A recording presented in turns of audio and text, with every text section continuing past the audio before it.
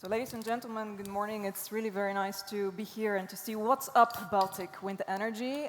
We're going to try to break down in the next hour a little bit more details into the policy, where we stand today, where do we go in 2030, and how are we going to get there. And I would like actually to kickstart this discussion with all of you on the panel today with one broad and very simple question, which is in essence where we started the conversation with the previous speeches. Europe is facing another crisis again. We have a déjà vu from 2022. So what lessons have we learned? And more into detail, how can renewables and wind energy help? And I would first like to go again to Mr. Melnis. I think it's not about any discussion, how can it help? It's definitely it's our all goals in Baltic states. I think in Europe is the same. We see that only with energy, homegrown, but it could be the backbone of everything. It's very good. I think this moment is very good to talk about the data. We see the difference of how situation was in 2022 and this March. And the difference was very easy to see. It depends of the solar panels, so it gives a positive impact on energy price of electricity. So it shows that we are in the right direction, we are going. Of course, what we miss in Latvia, we talk about energy portfolio, it's wind energy. It's totally what we don't have enough. There's a possibility to grow. And I would say if you talk about future, yes, now is a mostly topic. If you talk about energy security, independence, first of all, it's homegrown energy for security, that you can count on it, and you can produce your own. And the second part, of course, we look at the second sectors is consumers. The same, we talk about fossil fuels, there's a possibility the same for biogas, there's a possibility we need more, the same electric cars, we need more and more, and that's be more and more independent of countries for what we are buying fossil fuels, because like Latvia, we don't have fossil fuels, and we'll never have. So we must think about what we can produce here, and we can produce and we can use our own. Thank you very much. Mr. Daukšas? Yes, so first of all, probably I would like to start with the statement that Lithuania energy independence is as critical value and top priority in our country. And we understand energy security as a tool how to protect against external negative circumstances, against other countries' willingness to import energy resources to our country. And we understand that the best strategy is to have our own electricity resources, energy resources, whatever it be. And when we speak about energy independence in Lithuania, first of all, we speak about renewable energy. And we believe that renewable energy is the main tool, main measure, which could help us to reach those energy independence targets. And already by 2028, Lithuania expects to produce more electricity from renewable energy compared to our annual consumption in the country. So I think that we are on the good path. We already have 6 gigawatts, more than 6 gigawatts of installed capacity of renewable energy, of 8 gigawatts needed to achieve this target. So I'm more than confident that in the upcoming years we will reach this target. But in line with renewable energy development, I also want to emphasize two also very important aspects. So in the era of renewable energy, we don't have to forget about battery energy storage systems, because we know that renewable energy is intermittent. We need to balance it, so batteries can provide those services. And Lithuania also by 2028 expects to have at least 1.5 gigawatts of batteries.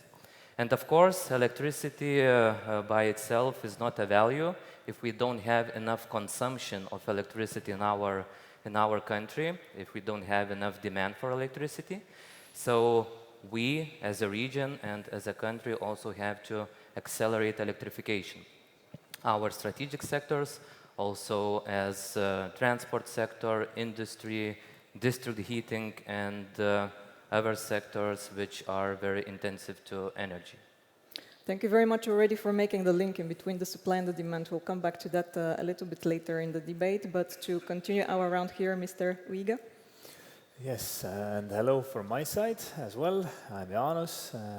Good to be back here, and good to see that still so many people are coming to WindWorks. I mean, wind has seen a lot of, let's say, different cycles, and it will definitely make a comeback now compared to the time a couple of months back when people were beginning to think that fossil fuels will be cheap forever, which was the case. I mean, like we were entering into an LNG glut. Oil prices were down, in historical terms. Now it's a different age again, and who knows when the prices will normalize. But I mean, yes, 2022 caught us by surprise. I mean, all of Europe, nothing to do. We had been, at least in the Baltics, we had been diversifying away from Russian gas, but well, for obvious reasons, not fast enough, but we had several contingencies in place, many of them thanks to our Lithuanian colleagues. I mean, the LNG terminal and also the very big underground storage that Latvians have. But this year, yes, it's uncomfortable, but I mean, the Baltics have a lot of let's say, electricity generation that's not dependent on gas anymore. You see the prices right now. March was very, very good. I think April, May, June, July, August, September, October will also be very, very good, especially for the consumers. Maybe the producers will say it's too low now, but it's the time also for the consumers to get back something. And so I think we are quite well positioned, and we are on the right trajectory to use our homegrown, our own local resources, which is renewables. We don't have oil and natural gas. Okay, yes, in Estonia we can make shale oil, but I mean, it's you cannot put it in the tank. So we're quite well positioned, need to work on, and the work needs to continue. Very good. Many thanks. Mr. Silesius? Yes, hello everybody. I am in the wind business from 2014 and first time in Riga. So sorry, Toms, shame for me. But coming back to the topic, I would also like to agree with what was said here, because I would say that we see what happened in after 2019, 2020. Renewable growth happened at that time. We had a pause from 2016 to 2020, and in 2020, final investment decisions for the wind farms been made and construction started. And production of those wind farms and those capacities started to be seen in 2022, 23, and later. And what Minister Daukšas is saying, that in Lithuania we at the moment have 2.5 gigas of installed wind. In Estonia we have 700 megawatts, and the capacities are increasing. So it means that we are on the right path. We are having more renewables, more terawatt hours generated from the wind and solar. That's good. We don't need to stop because the market is more mature now. It's not so easy to make the final investment decisions because some might say that saturation is there, but I'm saying that the market is more mature. Yeah, we need to find the solution. We need to look to take care about the flexibility, what was mentioned. We need to talk about the security of supply and all other matters, which are, I would say, altogether goes to that independence, energy independence. Yeah. Thank you very much, Mr. Oomen. Well, happy to be here. First time in the conference as well. My background is in the Netherlands. I worked in Germany and in the UK, and the Baltic still is a little bit new for me. So I'm 7 months here in the region. Having said that, what happened over the last weeks was the same all over the world. An energy shock. An energy shock all over the world affecting everyone. That's the same all over the world. What's also the same in Europe is that over the last weekend, the Easter weekend, energy prices dropped below zero. That's also happening. So these changes are going on in the market as we speak. I'm in renewables for 20 years now, and when we started, it was all about climate change. And then prices dropped, it was all about affordability. And now we see a crisis, and it's all about energy independence.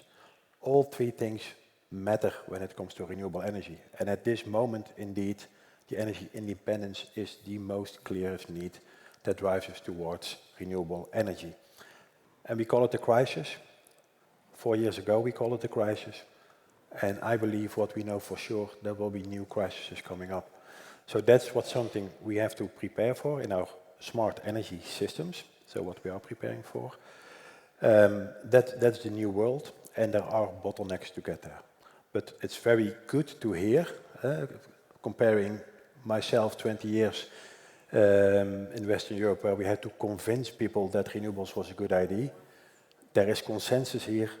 Renewables is the way forward. So happy to hear that. There is a consensus that renewables is the winner. We will come back to that as well. Let's see if that's the case. But before that, Mr. Nāburgs, also to hear from you.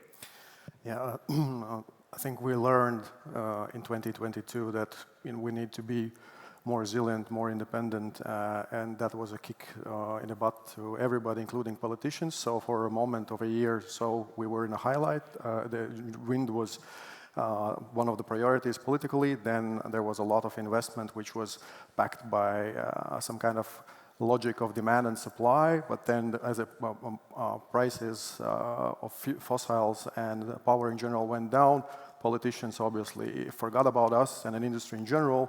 And I think this is a trap that that the politicians are very short-sighted. They only respond to what is happening today. So we have a crisis again.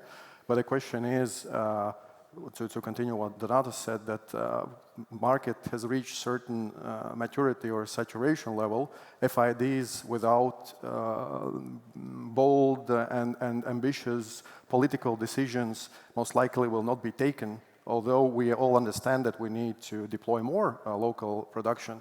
But investors cannot make FIDs because the saturation is there, and then there's a question to politicians. So if we want to deploy more, then this uncomfortable question of CFDs and other instruments will need to be addressed, like it or not. Okay, very good. So let's jump directly into the deep now, going a little bit further into the details of how we're going to achieve even more renewables on the system. And I would like to go back first to the policymakers, because you're the ones who write the policy, and then we follow suit and we try to install. You're at different stages of wind energy deployment in the three countries. Lithuania last year was definitely, I think, the leader in how much you installed, but also wind is picking up in Latvia and in Estonia. If you look back at last year, and if you think also 1 year ahead, what has helped in terms of policy to achieve the stage of development of wind, and what do you still plan to do in the next 1 or 2 years to continue that growth? And maybe let's take it Estonia, Latvia, Lithuania. I will do like that. Yes. So a lot has happened, and it will continue to happen. I mean, last year we did, oh my God, we did a lot of things. So, the synchronization, seems like ages ago, but we did it. And it also created new markets for electricity generators, also wind turbines. We reformed our grid connection system, so now it's a fixed fee. We did a lot of maintenance on the planning policy. We helped the local municipalities to cope with different fears on wind power, on what wind power is and what isn't. Were we successful? History will show. We've procured thousands of pages of studies which confirm what we already knew. But Estonians are very suspicious and opinionated, so we really need to give them an Estonian study that says the same thing that 10 other studies from other countries say. So that last year we did a lot. We will continue to do so this year as well. Right now the major push is to get the plannings approved. There's a lot of pipeline for onshore wind. Offshore wind as well, but onshore wind is obviously closer. There's a lot of pipeline. Since we had local municipality elections last year, it was let's say, interesting to get the plannings approved. A couple of them were. This year we expect to see more of them approved. Final push is ongoing right now. Next year we will have parliamentary elections, so there's always some sort of election happening, which creates new interesting opportunities, I guess. So that's on the planning front, and then to get these projects built, we just recently announced CFD for onshore wind. We plan it to be the last CFD in Estonia, and that's for up to 2 terawatt-hours of onshore wind. It's ongoing right now, so we hope to see many of you applying for that. And yes, it is the final one, so don't wait for the next one. This is the one to come to. And we'll take it from there. There's a lot of development has happened, lots of solar, lots of wind, batteries are coming market-based, and we still want to get this final addition of wind to get the optimum price for the consumers. Okay, many thanks. Mr. Melnis? Also, we have a lot of homeworks last few years because we have a lot of unsolved problems. We find a solution, like we have the wind sector knows really well. We have challenges with defense ministry about where we can or not install wind farms, the same as about local municipalities. That was in the past. We did our homework, but now it's the next step. I think now it's a great moment again start to talk discussion about society. Because one of the challenges, of course, in Latvia is talk conversation with society and municipalities. And this moment when you have energy crisis, a good position when we again start. This question is again putting on the top of it all about renewable energy, about what we can produce our own. And I definitely think that we must have this moment positive side. We must now concentrate what we can install. And what's very important now is the moment in society understands why we need it. Because like previous Jaanus said, there was still a lot of people was thinking, yes, the fossil fuels will be always the cheapest ones or more stable ones. Why we need something new? And this moment shows, no, we need it.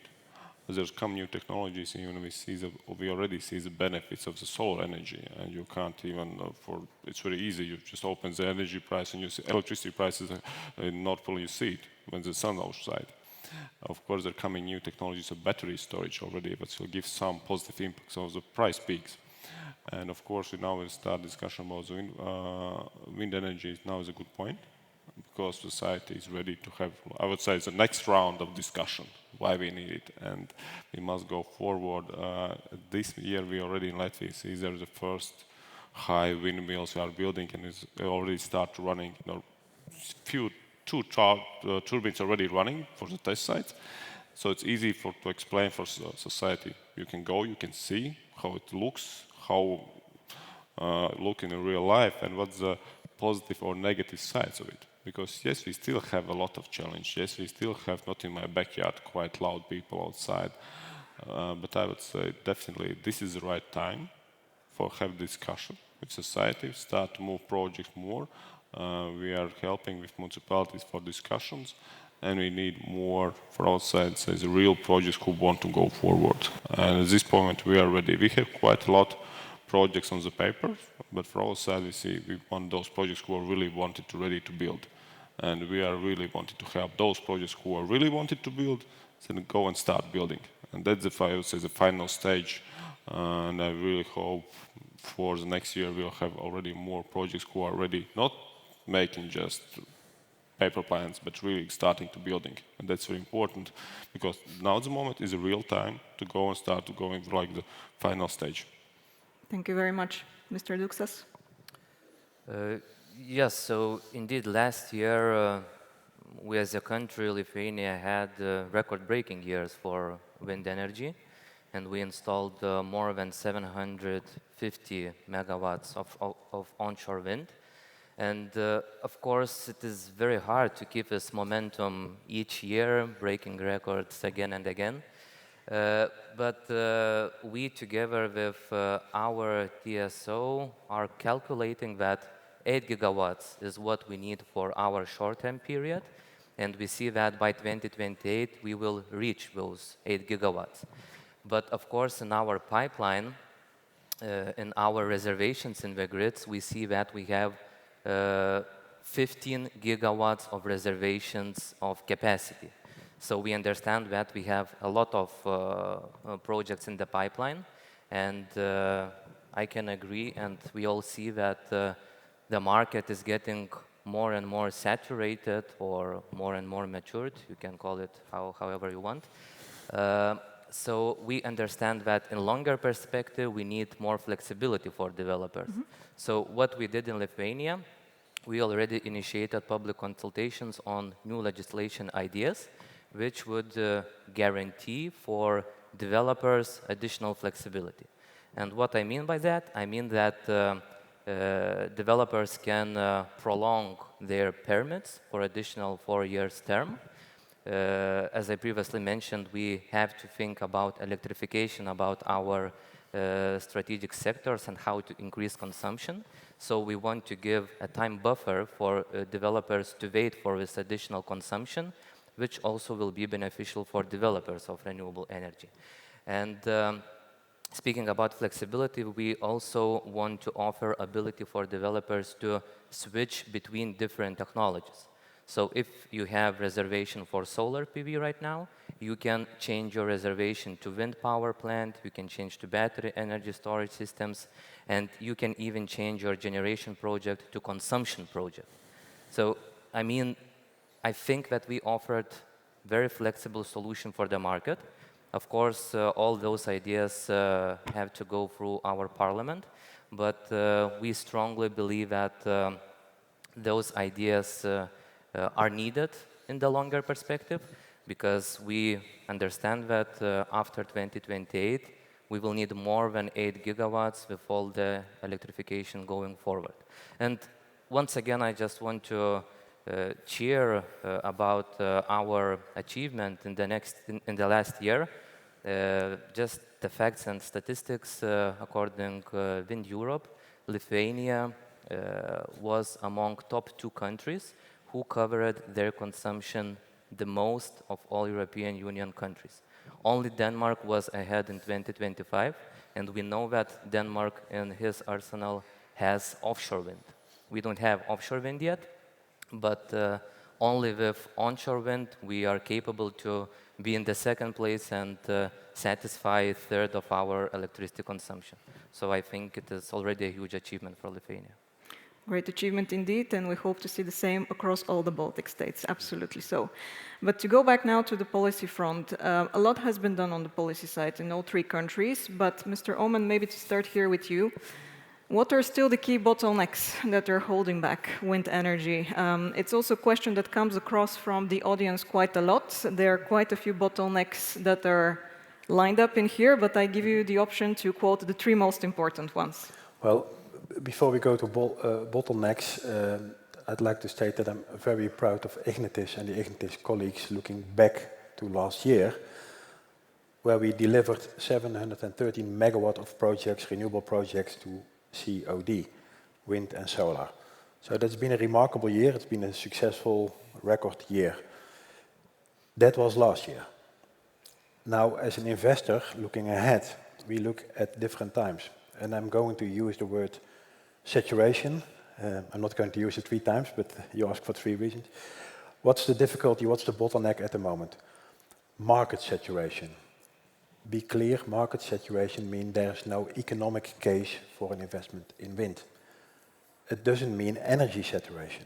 This morning in the breakfast meeting from Latvia, we see that still 40% of energy is imported as fossils.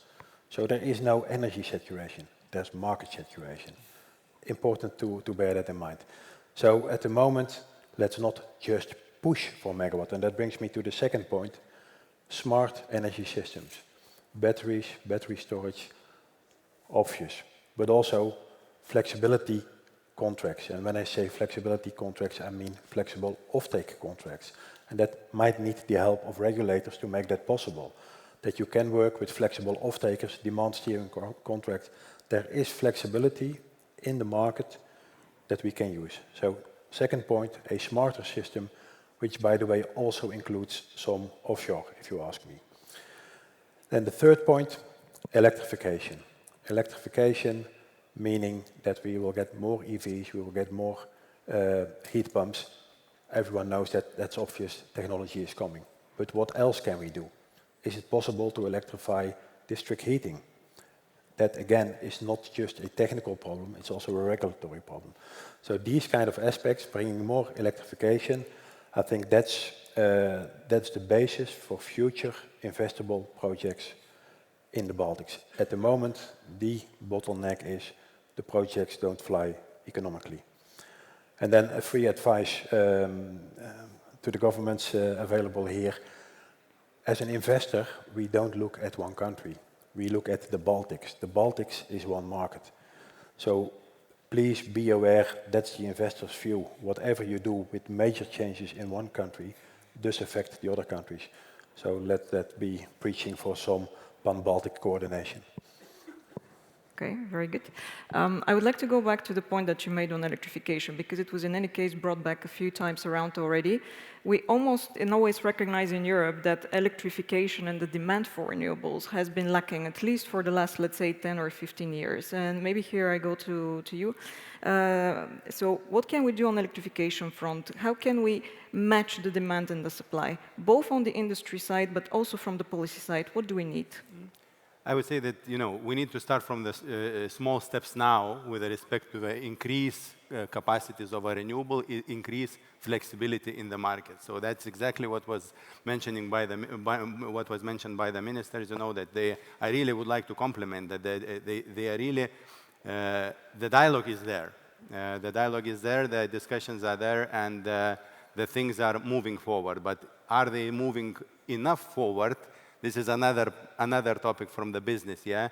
So we see a bit of a movement from Estonian with the CFDs and stuff like similar to that, which is already the good step forward. Whether the thematic is the best, we will see. The auction is there.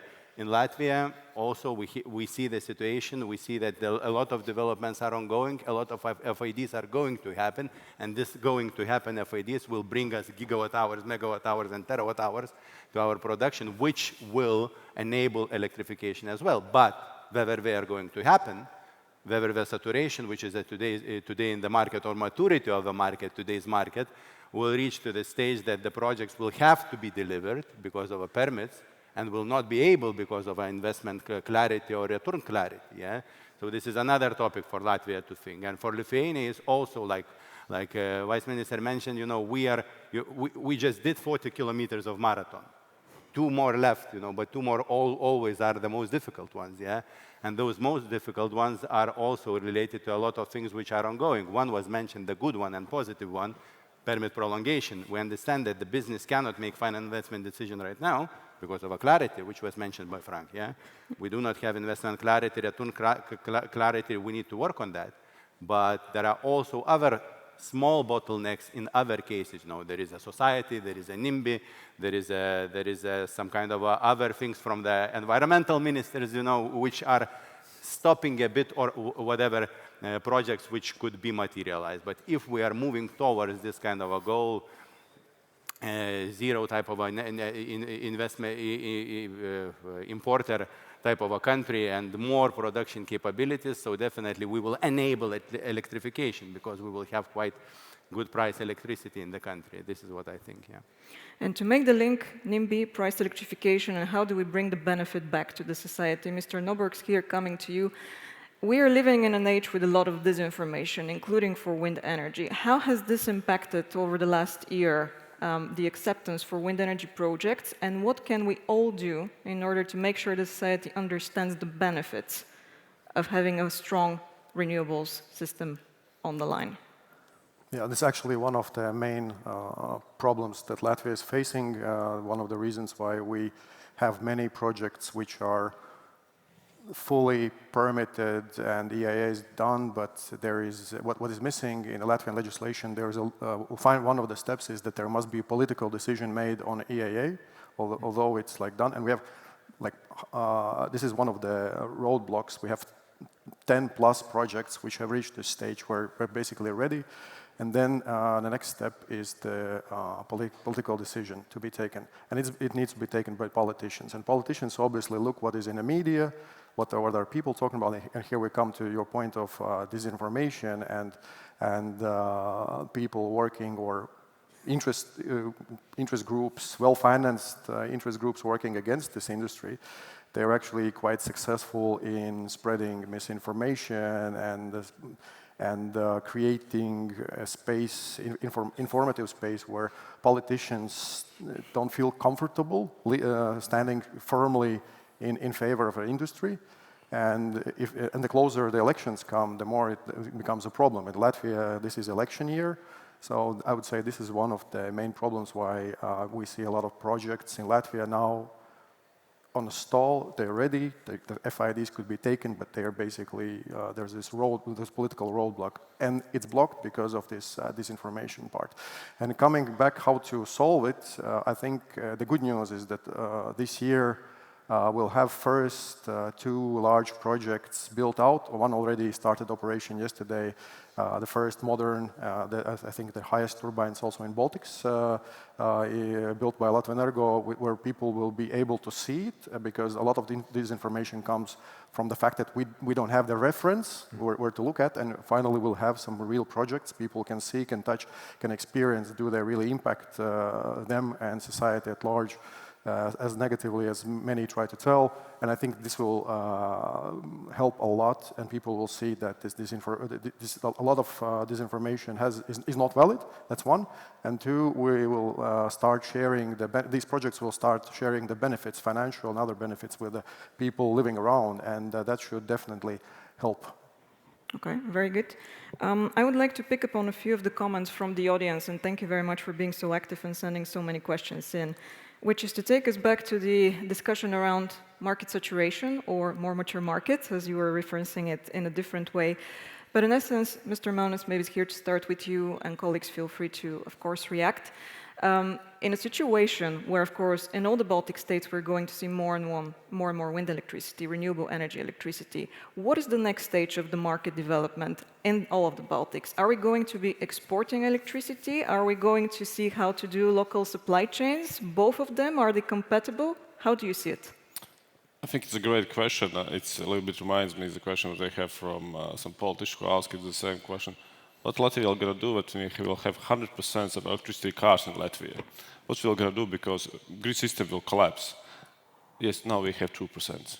I think there's a moment when we still quite need to go step by step. First one, we must talk about renewable energy. We need to reach the goal when we are self-sufficiency, totally.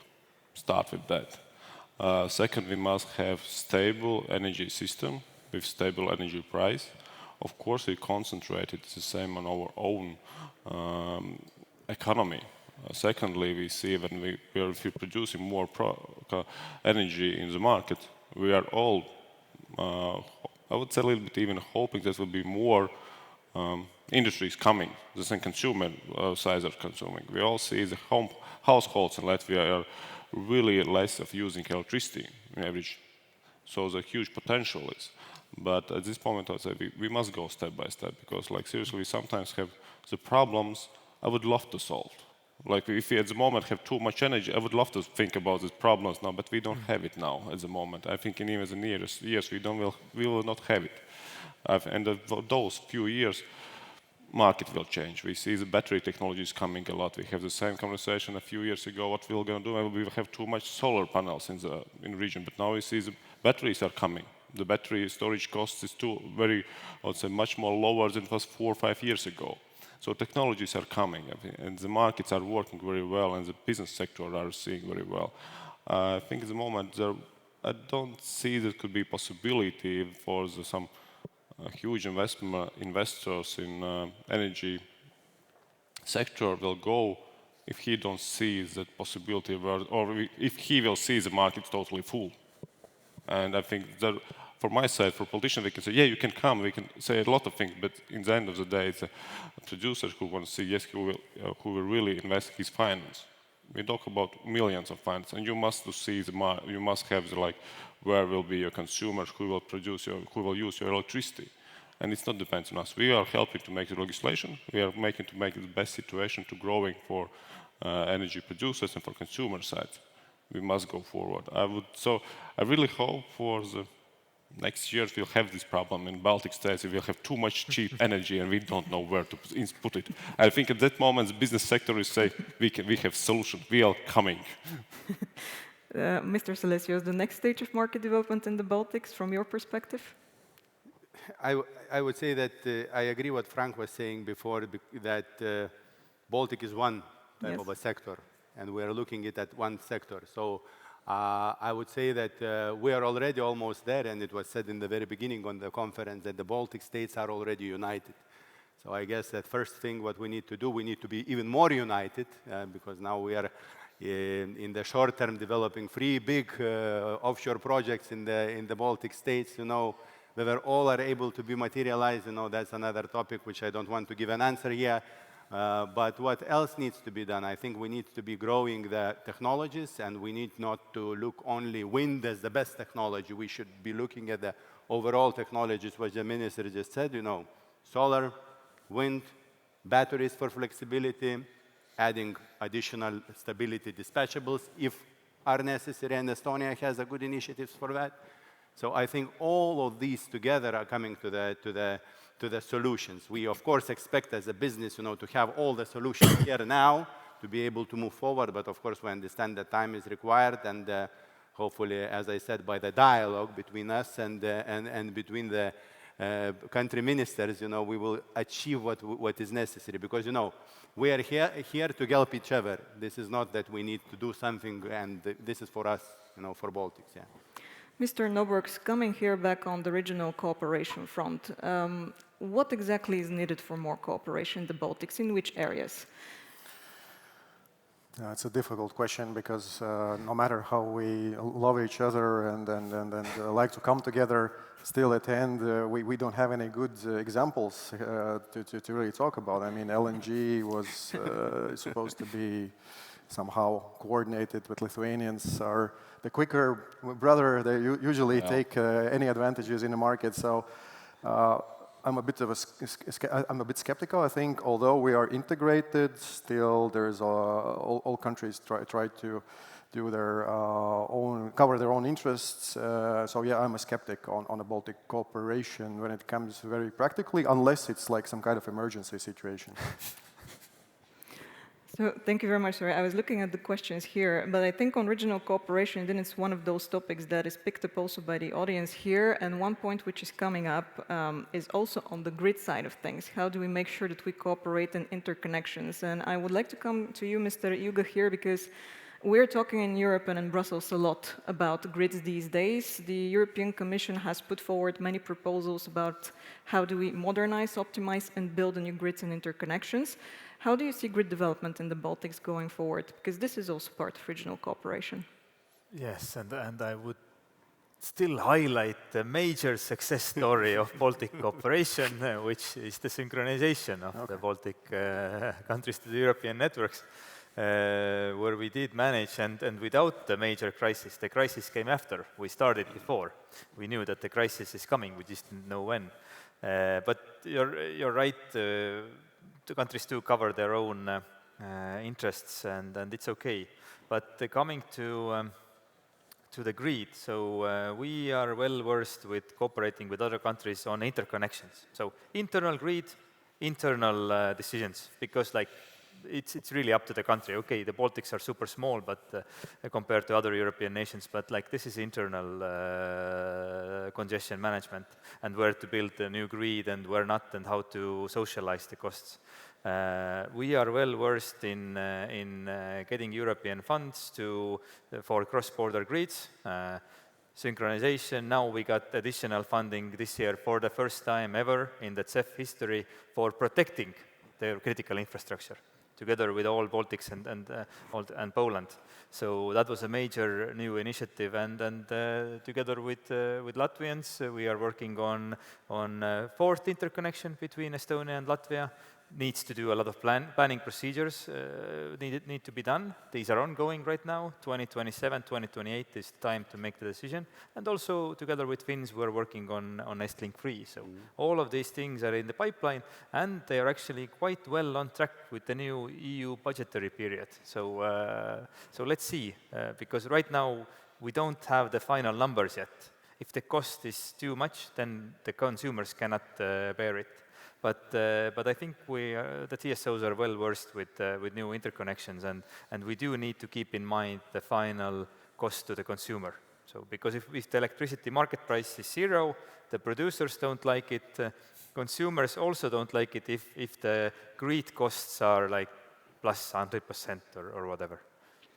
That's a fair point, and we're going to talk more about grids in the next session at WindWorks event. I'm not going to grill you on that, but nevertheless, a very important point. And also when we talk about the potential for offshore wind deployment, which in the Baltics for the moment in terms of installed capacity, we have none.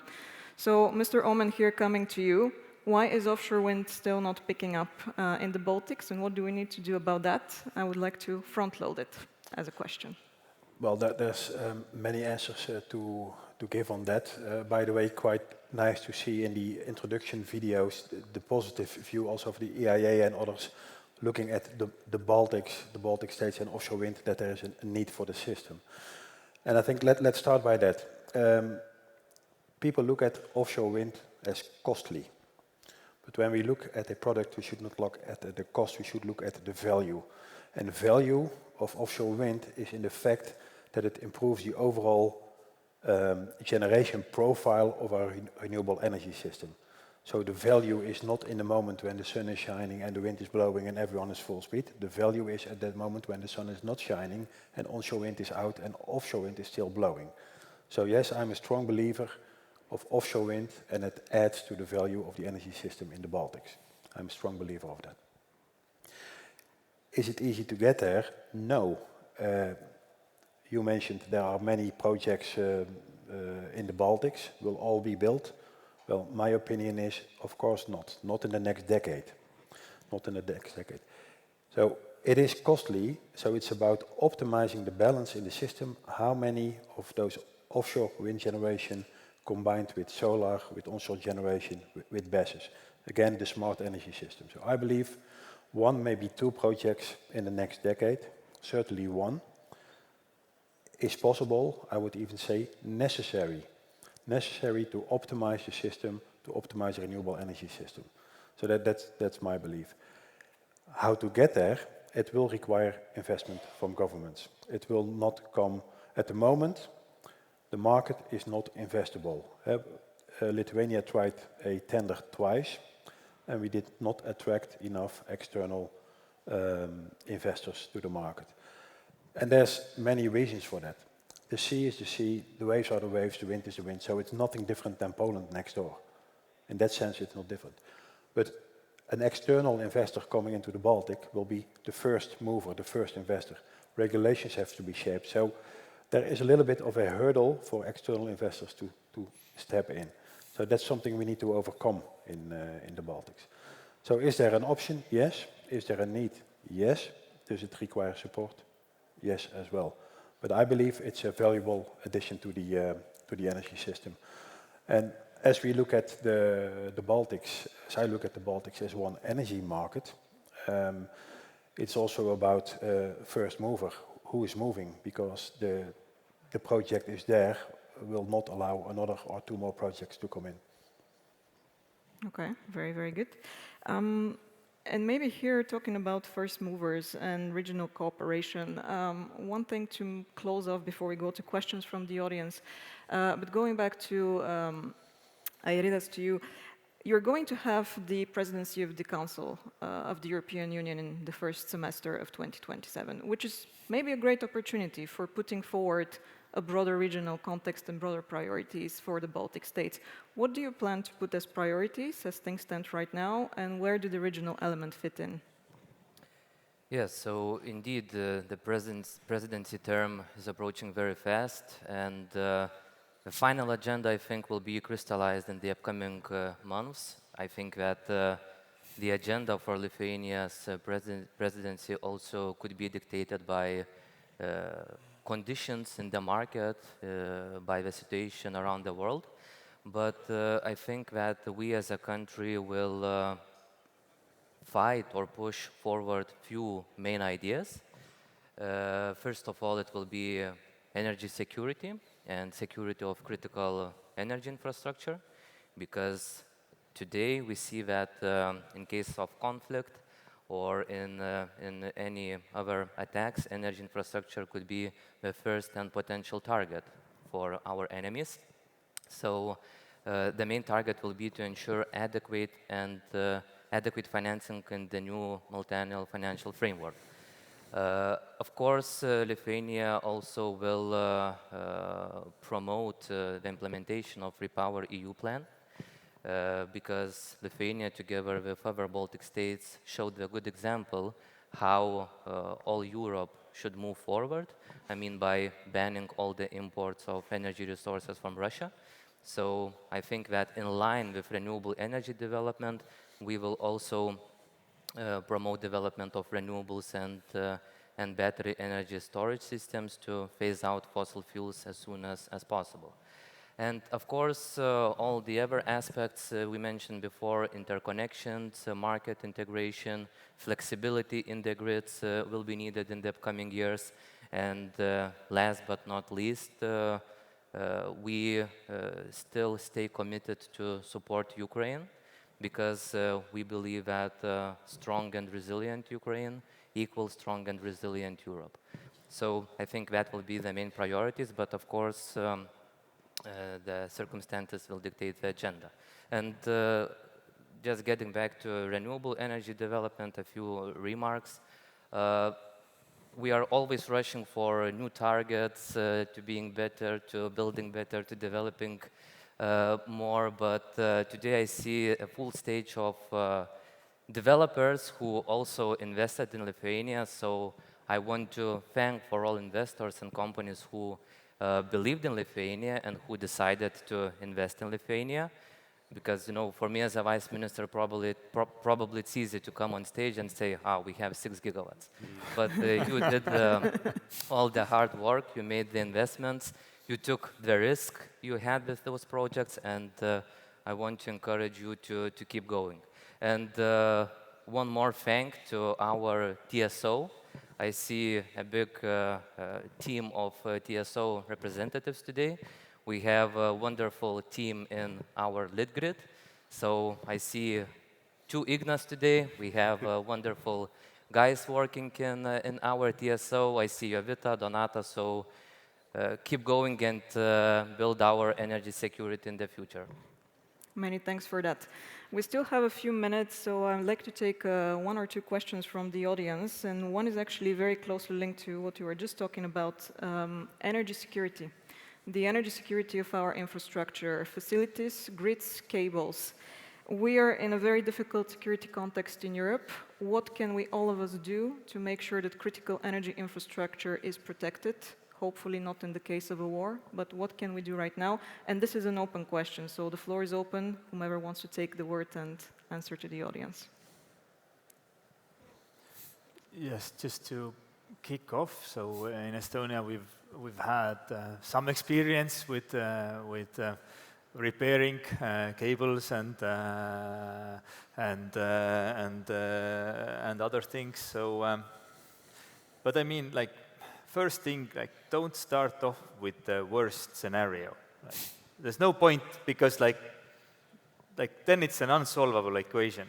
There's many things each developer can do right now, and in later stages, many things that people can do. But on the energy sector, actually last year it was one of the focus themes, in addition to many others that we had, to educate vital service providers and future energy sector vital service providers on what they should do. So there's 2 main vectors, so cyber and physical. Both can be from inside or from outside. So, like, you need to think through these risks. They are company specific. A bigger company has different risk profile than a smaller one. They all can have an impact. So we put in a lot of effort into educating the companies and having them really think through. And then it's also the public sector level, the government level, like how much of a safety net can we provide, by what time? And then the investments themselves. So physical security, you need to have stronger doors, better access monitoring. You need to maybe have thicker concrete somewhere. So these things all need to be done. These investments take time. In Estonia, Latvia, Lithuania, we're really working hard on this. That's what I said. We have this even EU co-funding, the first time ever, to strengthen the electricity grids. So lots of interesting investments will happen also to protect the infrastructure. But first thing is to avoid getting risks materialized via very easy means. I mean, like someone breaches your cyber security.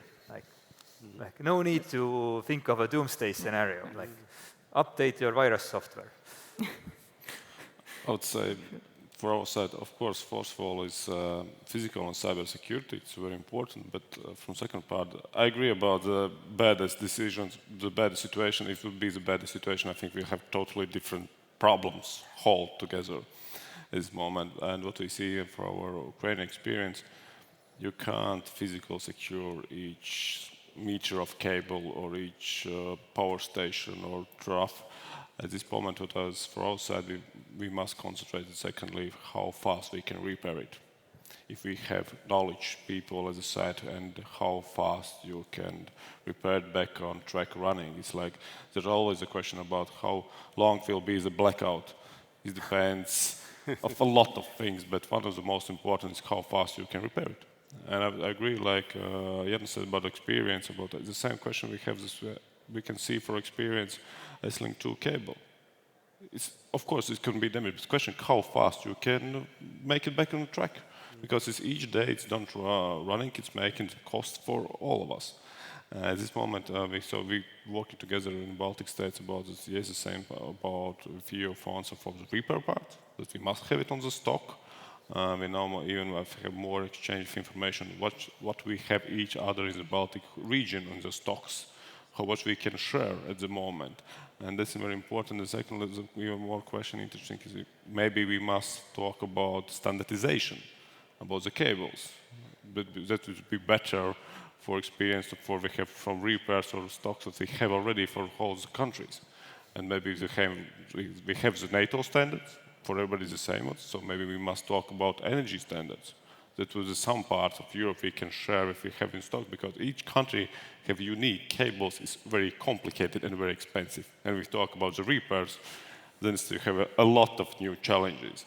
I think so at this moment, of course, one concentration of the security, physical and cyber. The second part that you must concentrate is how fast you can repair it, and if you have repair parts on your stock. If not, where it is, how fast you can get it. I think at some point that's even more important, because in the baddest situations we see in Ukraine, you can't just physically protect it. How much you want it, how much you invest, it will be very, very hard to protect physically. It's more, I would say, concentrated on how fast you can repair it. Okay. Maybe just add on things that we can do. I think we, obviously we can't protect all the cables, but what we really can do, and just linked to the conference here today, is we can continue deploying more decentralized generation on the grid. And this is something that actually most of the people who are in this event and interested in this event, practically this is our everyday. And yeah, we were investing here and there on different segments of the grids across the Baltics. And I think this is something we practically should continue doing. And the more projects we have, the more resilient system we have. That's one. And other thing, which is the good news, which we're already doing for a while as an industry, we're obviously looking for the cyber security very seriously, and all the, we have some components super critical, like energy management systems or power plant controllers. All of that is being already delivered in a rather safe way. So on the asset level, we can do quite a lot. Obviously, large scale infra protection physically, that's not for us. That's not even for TSO. Perhaps it is. Very good. Anybody else? Yeah, so I would agree with what was said. In our organization we have assets, So with respect to those, of course, we can make thicker walls, but at the moment we are concentrating on cybersecurity topics, but I also agree that in order to be more secure, we need to build more substations, more productional units. We need to think of black start capabilities, where they are needed, Estonia, let's say. We need to think of reserve capacity capabilities, and that gives us opportunity to be, as I said, independent and secure. Okay, very good. Okay, excellent. Well, many thanks for all of these very valuable insights and comments, and we'll have a little bit more time to comment on certain things in the networking part. But I would just like to maybe conclude with some key messages that we've heard out of this panel. I have outlined maybe 5 from my perspective, but the first one was there was a strong consensus that renewables and wind are the way forward for the Baltic states, notably because it's a very competitive case. It brings prices down. And also now is the time to show the benefits to the end consumers that renewable electricity brings to them. But of course, we also need to have the right projects to be able to showcase and give concrete examples as to exactly how wind energy benefits end consumers.